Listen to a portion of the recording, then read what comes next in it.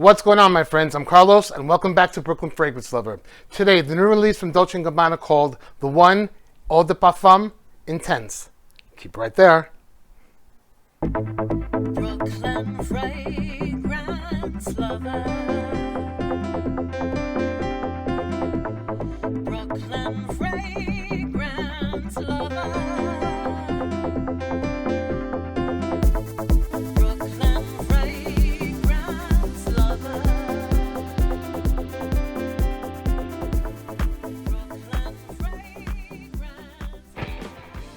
Thanks so much for tuning in today.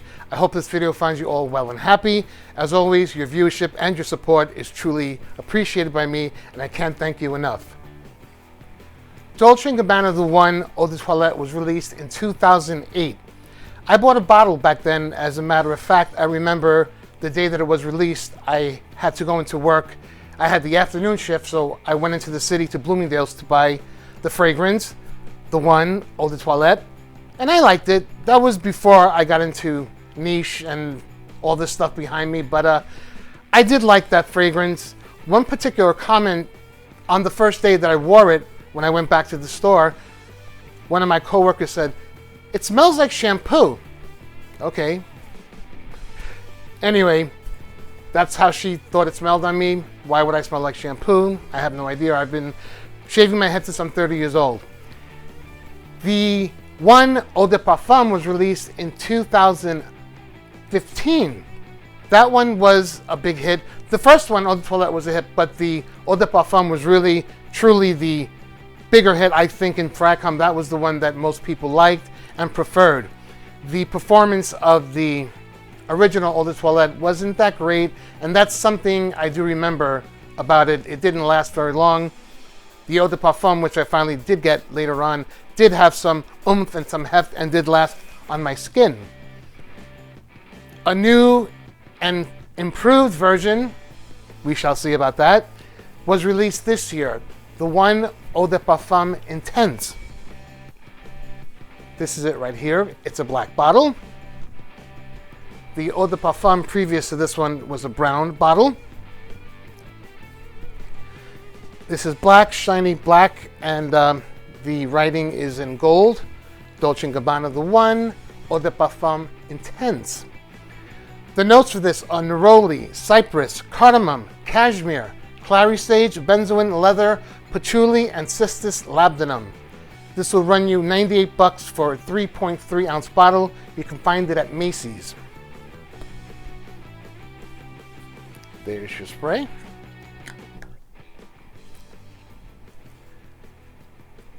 This opens fresh.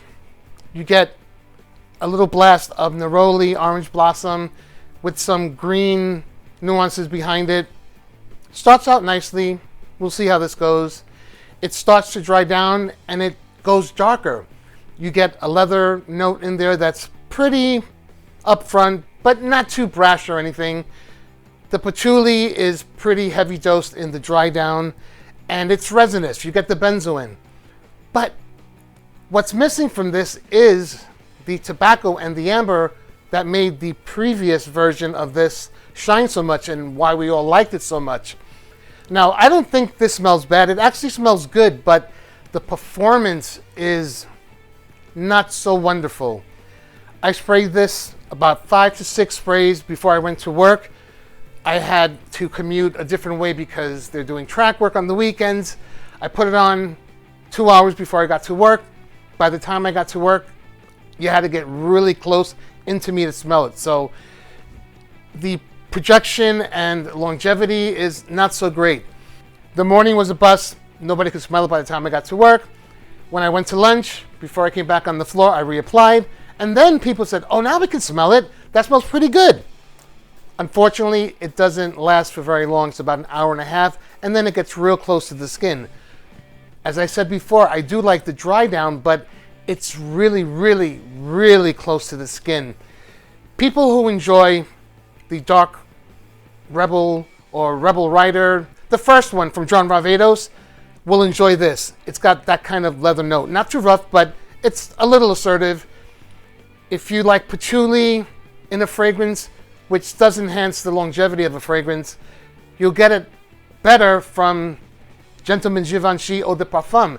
That has the qualities of this one, but it projects from skin. It lasts longer. So this for me really is not so great of a release, I have to say. I don't think that this is going to appeal to the people who really dug the previous versions and were huge fans of it. This is different. It's not the same as the others. It's not the worst thing I've ever smelled in my life. Still doesn't beat Dior Homme 2020 in the worst category. You definitely should go out and try it if you can. I've heard some good feedback, but I've heard more negative feedback than positive. So this is readily available now, so you can go check it out at Macy's. And also, I will love to give you a decan, a 5 ml decan of the one Eau de Parfum Intense. That's all I have for you on this baby right here. Short and sweet like I always do. I hope you enjoyed. The giveaway, if you'd like to enter, all you have to do is subscribe to Brooklyn Fragrance Lover, like this video, then leave one comment down below with what you enjoyed most about this video today. If you're new to this channel, please do consider subscribing. If you haven't a subscriber, click on the bell icon to get notifications on the reviews, new content, giveaways, and all the fragrance fun always happening right here at BFL. Take care, stay blessed. I wish I had better news, but I'll catch you guys in the next video.